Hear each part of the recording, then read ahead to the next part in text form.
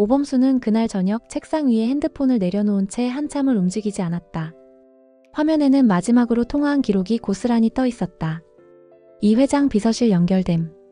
전화는 분명히 이어졌고 자신은 회장을 꼭 만나고 싶다는 말을 전했다. 비서는 조심스럽게 내일 오전 시간에 맞춰보겠다고 답했지만 범수는 그 뒤로 아무 말도 하지 못했다. 말문이 막혔다. 화가 나서 시작했지만 생각할수록 목 안에서만 부서지는 감정이 더 컸다. 한 아이를 위해 수년간 쌓아온 이 시간이 한순간에 침범당했다는 감정은 말보다 훨씬 날카로웠다. 그 밤 범수는 세리에게 전화를 걸지 않았다.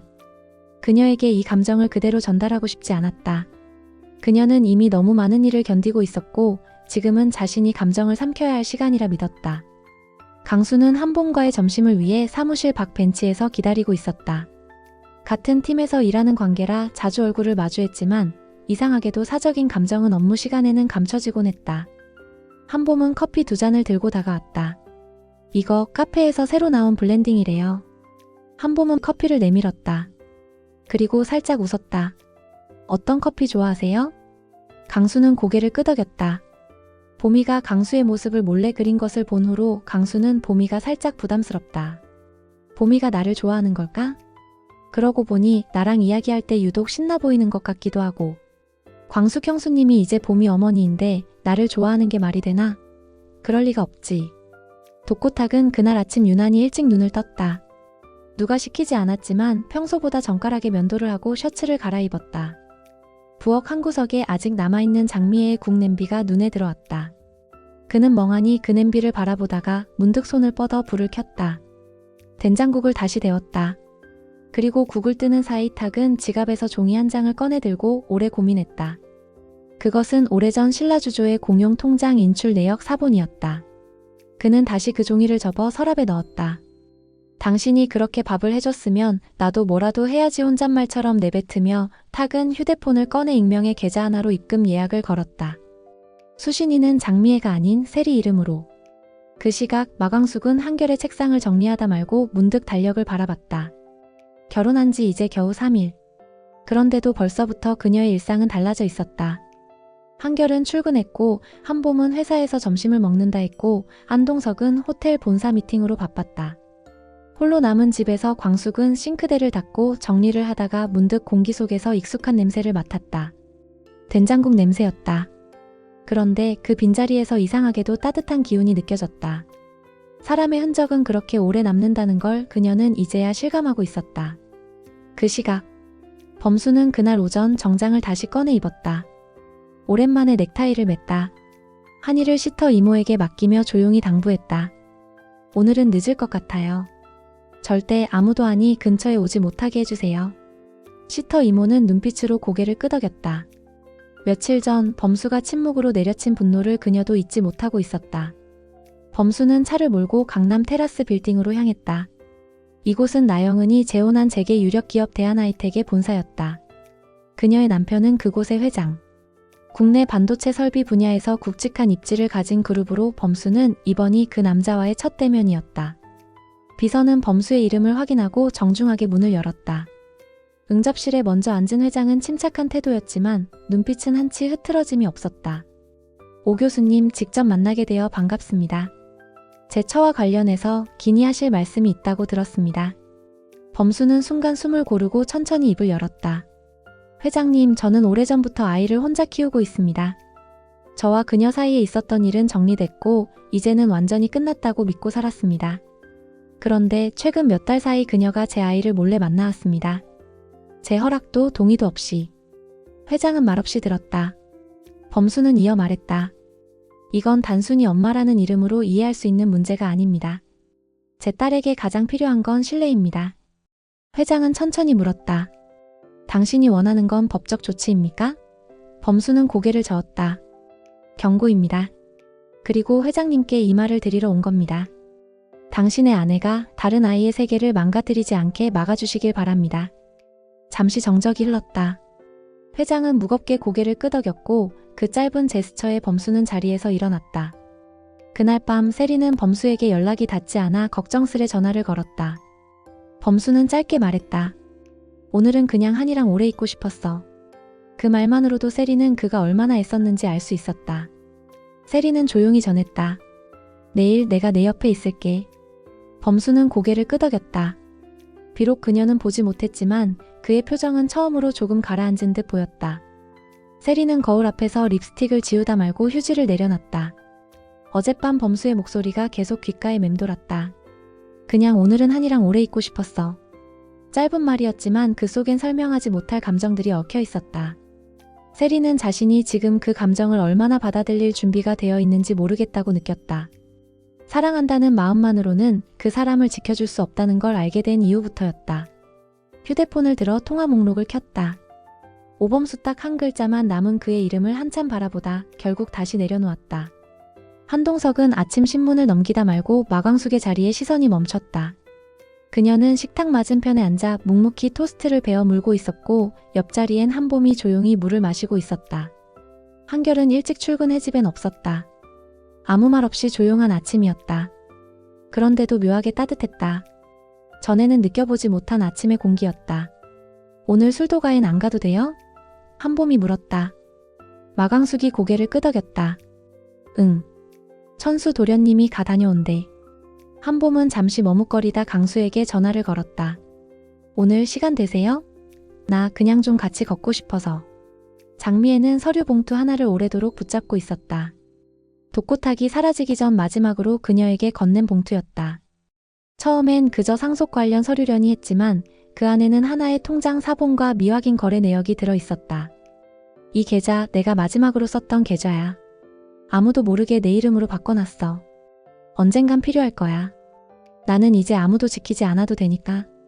그 문장을 읽는 순간 장미애는 두 손으로 봉투를 꼭 쥐었다. 그리고 조용히 중얼거렸다.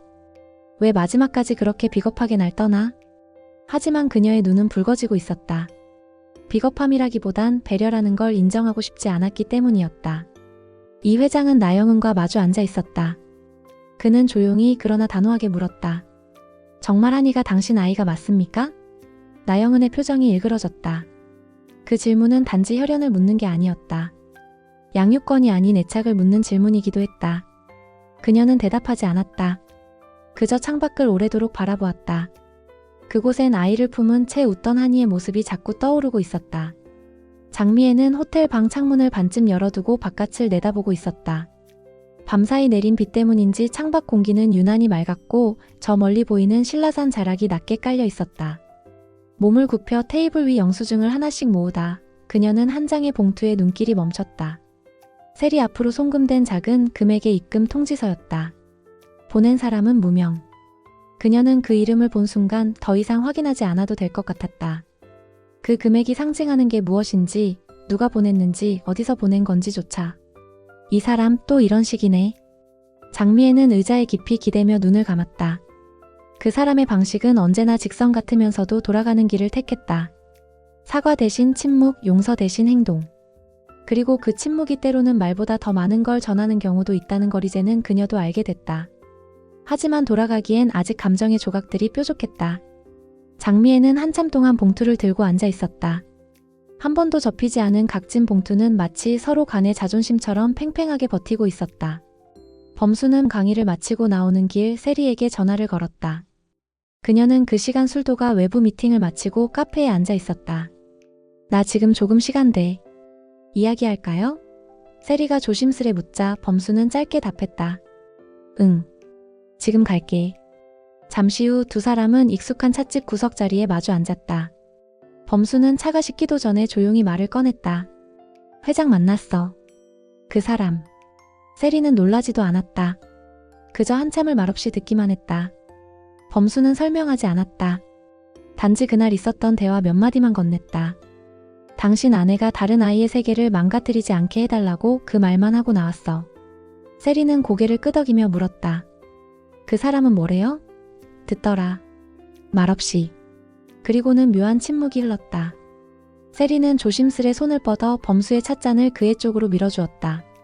한이 옆에 네가 있어서 정말 다행이야. 세리는 그 말에 작게 미소를 지었다. 강수는 주말 출근을 마치고 퇴근하려다 사무실 한편에 남겨진 노란 머리끈을 발견했다. 그건 한봄의 것이었다. 그는 머뭇거리다가 주차장으로 향하던 그녀를 발견했고 자연스럽게 걸음을 같이 했다. 이거 너 거지? 강수가 머리끈을 내밀자 한봄은 놀라며 웃었다. 어떻게 알았어? 이런 거 떨어뜨리는 건 너밖에 없잖아. 둘은 나란히 걷다가 근처 편의점에 들렀다. 커피 하나씩 들고 나온 강수가 먼저 입을 열었다. 나 요즘 좀 달라졌다는 말 듣고 싶었어. 왜? 누가 뭐래? 아니 그냥. 나 자신이 누군가에게 좋은 사람이 되고 싶다고 느낀 게 오랜만이라. 한봄은 조용히 그를 바라보다 작게 말했다. 나는 좋아. 지금 너 꽤 괜찮아. 강수는 아무 말 없이 웃었다. 그 웃음에는 단단한 감정이 서서히 내려앉고 있었다. 그 시각 독고탁은 오래된 수첩을 꺼내 들고 있었다. 그 안엔 장미애와 함께 만들었던 신라주조의 초창기 투자자 명단이 적혀 있었다. 지금은 대부분 연락이 끊겼고 몇몇은 이미 세상을 떠났다. 하지만 그는 그중 하나의 이름에 동그라미를 쳤다. 강 대표 부여공장. 그는 장미애가 모르게 그 인물에게 전화를 걸어 신라주조 재건에 필요한 원료 확보 경로를 문의했다.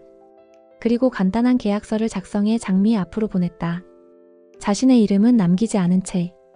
그의 방식은 늘 그랬다. 뒤에서 조용히 대신 움직여주는 것. 호텔로 돌아온 장미애는 프론트에 도착한 택배 하나를 건네받았다. 익명의 서류 봉투.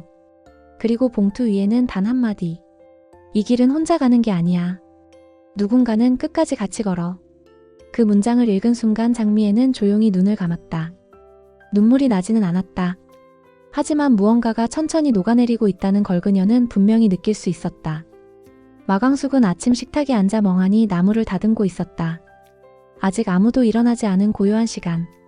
그녀의 손끝은 익숙하게 움직이고 있었지만 마음은 자꾸만 다른 곳으로 향하고 있었다. 한봄이었다. 며칠 전 무심코 내뱉은 한마디가 계속 머릿속을 떠나지 않았다. 엄마, 이거 먹어도 돼? 그 순간 그녀는 아무 말도 하지 못했다. 그리고 한참이 지난 후에야 겨우 고개를 끄덕였다. 하지만 그날 밤 혼자 남은 부엌에서 조용히 울었다. 그 아이에게 나는 어떤 의미일까? 정말 엄마란 단어가 내 몫일 수 있을까? 그날 이후 마광숙은 한봄의 앞에서 더 조심스러워졌다. 말투도 눈빛도 행동 하나하나가 경계와 배려의 사이를 오갔다. 그 감정은 사랑이었지만 쉽게 내보일 수 없는 종류의 사랑이었다. 강수는 오전 회의를 마치고 휴게실에서 머리를 식히고 있었다. 한봄이 커피를 들고 다가왔다. 오늘 좀 피곤해 보여. 잠을 잘 못 잤어. 이상하게 요즘 꿈을 자꾸 꿔. 무슨 꿈? 내가 혼자서 무슨 수색 작전 같은 걸 하고 있는데 그 끝에 내가 있어. 한봄은 그 말을 듣고는 장난처럼 웃었지만 속으로는 심장이 쿵 내려앉는 느낌을 받았다. 그럼 난 도망치고 있었어? 아니. 가만히 서 있었어. 그게 더 이상하더라. 내가 쫓아갔는데 넌 그냥 기다리고 있었어. 둘 사이엔 그 꿈보다 더 복잡한 현실이 있었지만 그 순간만큼은 서로를 지켜보는 일 외엔 할 수 있는 게 없었다. 장미애는 신라주조에서 도착한 등기우편을 받아들고 한참을 망설였다. 봉투 위엔 본인 명의가 아니라 세리 이름이 적혀 있었다. 하지만 보낸 사람의 필체는 너무도 익숙했다. 독고탁. 그 사람은 직접 보내는 대신 세리 앞으로 뭔가를 보내기 시작했다. 장미애는 그것이 신경 쓰였다. 세리를 통해 자신에게 무언가를 전하고 싶은 걸까? 아니면 이제 아예 돌아설 결심을 한 걸까? 그녀는 서랍을 열어 조심스럽게 봉투를 넣었다. 마치 그 사람과의 관계를 한 번 더 접어두는 것처럼. 범수는 한이를 시터 이모에게 맡기고 돌아오는 길 세리가 있는 도서관 근처에 들렀다. 그녀는 작은 방 안에서 업무 보고서를 정리하고 있었다. 방해될까봐 고민했는데 그냥 왔어. 범수는 조심스럽게 말했고 세리는 고개를 들고 미소 지었다. 괜찮아. 보고 싶었으니까. 두 사람은 잠시 조용히 앉아 있었다. 그 침묵이 어색하지 않았다. 범수가 먼저 입을 열었다. 한이랑 셋이 같이 어디 놀러 가볼까? 세리는 잠시 놀란 눈빛을 보이다 고개를 끄덕였다. 그래. 한이 좋아하겠다. 근데 나도 그래. 그 말은 짧았지만 마음에 오래 남았다. 그날 오후 장미애는 호텔 로비를 걷다 누군가의 뒷모습을 보고 멈춰섰다. 그는 독고탁이었다. 멀찍이 떨어진 거리에서 로비 프런트에 서 있던 그의 옆모습이 너무도 익숙했다. 하지만 그녀는 다가가지 않았다. 그 사람도 그녀를 보지 못한 듯했다. 아니, 어쩌면 못 본 척하고 있었을지도 몰랐다. 장미애는 그 자리에 오래 서 있지 않았다. 다시 발걸음을 돌려 엘리베이터로 향했다. 그런데 마음속엔 묘한 평온함이 남아 있었다. 사람의 감정은 참 이상해서 보고 싶을 땐 다가갈 수 없고 멀어질수록 이상하게 안도하게 된다. 그날 한이의 울음은 공원 한복판을 가로질렀다. 세리는 황급히 아이를 안고 뒤돌았고 범수는 그대로 나영은 앞에 섰다. 그만하세요. 그의 말투는 조용했지만 단단했다. 나영은은 물러서지 않았다.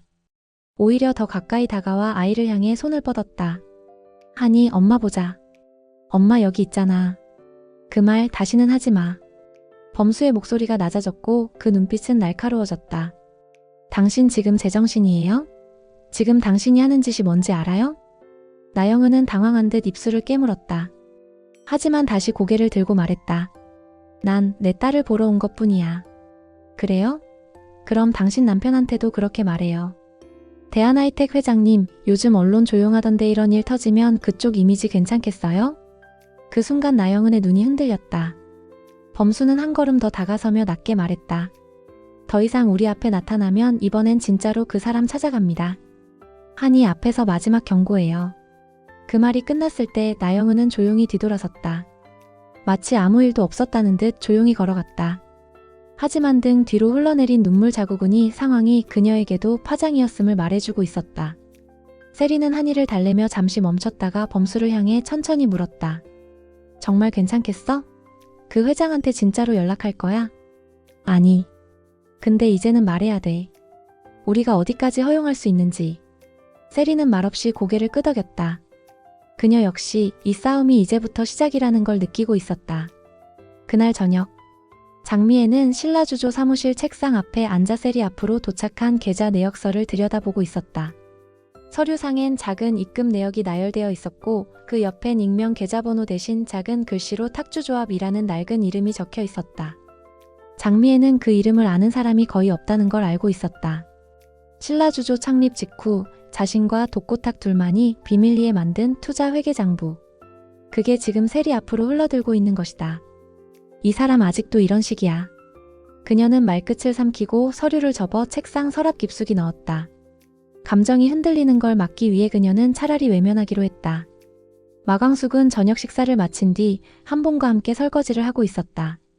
싱크대 앞에서 물방울이 튀자 한봄은 웃으며 말했다. 엄마는 원래 설거지할 때 물 다 튀게 해요? 그 말에 마광숙은 멈칫했다. 엄마. 이제는 그 단어가 자주 나오기 시작했다. 하지만 그녀는 아직도 그 말에 익숙해지지 않았다. 글쎄 나는 설거지를 잘 못해서 그런가? 그녀는 무심한 듯 대답했지만 한봄은 마광숙의 손등을 보며 말했다. 아니, 난 좋아요. 엄마랑 이거 하는 거. 그 말에 마광숙은 젖은 손으로 한봄의 손등을 토닥였다. 말없이 조용히 따뜻하게. 그녀는 마음속으로 작은 다짐을 했다. 그래, 이제 나도 누군가의 엄마일 수 있어야겠구나. 강수는 늦은 저녁 결의 메시지를 확인했다. 오늘 고마웠어. 거울 매일 쓸게. 그는 잠시 머무시다 답장을 보냈다. 우리 내일 술도가 아니고 카페에서 잠깐만 볼래? 하고 싶은 얘기가 있어. 결은 짧게 답했다. 응. 그녀는 이미 그 한 단어 속에 조심스레 마음을 내어주고 있었다. 세리는 한이를 아는 채 범수의 연구실 소파에 앉아 있었다. 범수는 자료를 정리하며 조심스럽게 말을 꺼냈다. 세리씨, 지난번 일 그날 이후 계속 생각했어요. 우리가 셋이 함께 할 수 있을까? 세리는 한이의 손을 잡으며 말했다. 저는 지킬 수 있어요. 한이를, 그리고 당신을. 그게 가족이라면 저는 뭐든 할 준비 됐어요. 그 말은 고백이었다. 사랑이라는 말보다 더 깊은 다짐이었다. 범수는 책상 옆 서랍에서 작은 상자를 꺼냈다. 그 안에는 한이의 첫돌 사진이 담긴 미니 앨범이 있었다. 세리씨, 이 앨범에 당신 사진도 하나 넣고 싶어요. 그게 괜찮다면. 세리는 천천히 웃었다. 그 웃음은 눈물과도 닮아 있었다. 장미애는 그날 오후 신라주조 근처 작은 찻집에 들렀다. 거기서 우연히 한 남자를 마주쳤다. 그는 예전 거래처 중 하나였고 장미애의 손을 덥석 잡으며 말했다. 아니, 그때 그 지분 건 탁 사장님이 조용히 정리해 주셨잖아요. 그 지분 덕에 저희도 숨 좀 돌렸죠. 그 말에 장미애는 숨을 멈췄다. 무슨 지분이요? 아, 그거 몰랐어요? 신라주조 안쪽 구지분 일부, 탁 사장님이 익명으로 인수해서 대표님 이름으로 바꾸어 넘겨줬다던데. 장미애는 아무 대답도 하지 못했다. 그 말은 그녀가 알지 못했던 또 하나의 진심을 밝혀주고 있었다. 아침부터 집안이 조용했다. 마광숙은 식탁에 앉아 묵은지를 썰다 말고 손을 멈췄다. 그 순간 누군가 등 뒤에서 조용히 다가와 말했다. 이제 진짜 이 집에서 같이 사는 것 같아. 한동석이었다. 그는 광숙의 맞은편에 앉아 손에 든 작은 수첩을 내밀었다. 무슨 수첩이에요? 이 집 물건들 위치, 음식 취향, 일정표 적어둔 거예요. 사실 그동안 내가 틀 안에서만 살았더라고. 당신 들어오고 나서 처음으로 같이 산다는 게 뭔지 배우고 있어요. 마광숙은 수첩을 가만히 넘겨봤다. 한 장 한 장. 그 안에는 한동석의 성격이 고스란히 담겨 있었다. 세세하고 조심스럽고 누군가를 배려하려는 의도가 분명한 글씨. 그리고 그는 말을 이었다. 안방 옆방 거긴 이제 광숙 씨 공간이에요. 내 물건 다 뺐고 정리도 했어요. 당신이 원하는 대로 꾸며요. 어디든 내 방이라고 느낄 수 있어야 진짜 가족이니까. 마광숙은 말없이 고개를 숙였다. 작은 고마움이 목 안에서 묵직하게 차올랐다. 말로는 다 못 전하는 감정. 그녀는 대신 손을 내밀어 그 수첩을 꼭 쥐었다. 그날 오후 강수는 술도가 마당 끝에 서 있었다. 흙먼지가 올라오는 통로 끝에서 마광숙이 작업복을 털고 있었다.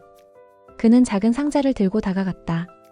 묵직한 표정으로 마주 선 강수를 보고 강숙은 먼저 물었다. 무슨 일이야, 강수야? 말씀드려야 할 게 있어요. 그는 잠시 숨을 고르고 상자를 열었다. 그 안에는 결이 직접 만든 도자기 조각이 들어 있었다. 강수는 천천히 말했다. 저 결이랑 사귀고 있습니다. 진지하게 생각하고 있어요. 그래서 가장 먼저 광숙 어머님께 말씀드리려 했어요. 마광숙은 상자를 들여다보았다. 결의 이름이 새겨진 손도자기. 그걸 보며 그녀는 긴 침묵 끝에 말했다. 이건 결이가 만든 거네. 네가 들고 올 줄은 몰랐는데. 그녀는 상자를 다시 강수에게 돌려주며 조용히 말했다. 이건 결이가 내 손에 쥐어준 거니까 앞으로도 놓지 마. 그 아이는 한번 쥐어주면 쉽게 돌아서지 못하는 애야. 강수는 묵묵히 고개를 숙였다. 그리고 또박또박 말했다. 그 말 절대 잊지 않겠습니다. 밤이 되어 거실에 모인 네 사람. 마광숙, 한동석, 한결, 한봄. 그리고 식탁 위엔 작은 고구마찜이 놓여 있었다. 한봄은 조심스럽게 입을 열었다. 우리 가족끼리 여행 가면 안 될까요? 모두가 놀란 눈으로 그녀를 바라봤다. 한결이 먼저 말했다. 누구? 엄마, 아빠, 나, 너 그리고 결이까지. 마광숙이 눈을 크게 떴다. 결이까지? 네. 결이도 가족이잖아요. 이제 슬슬 우리끼리만의 시간이 필요하지 않을까요? 한동석은 고개를 끄덕이며 말했다. 좋지. 나도 오랜만에 다 같이 어디 가보고 싶었어. 한결은 부끄럽게 말끝을 흐리며 말했다. 그럼 나도 한 가지 말해도 돼요? 모두의 시선이 그에게 쏠렸다. 나도 이제 엄마라고 불러도 될까요? 광숙 아니 엄마라고. 정적이 흘렀다. 그리고 마광숙은 천천히 자리에서 일어나 한결에게 다가가 그의 어깨를 가볍게 감쌌다. 그 말 오늘부터 듣기로 할게. 우리 진짜 가족이 된 거니까.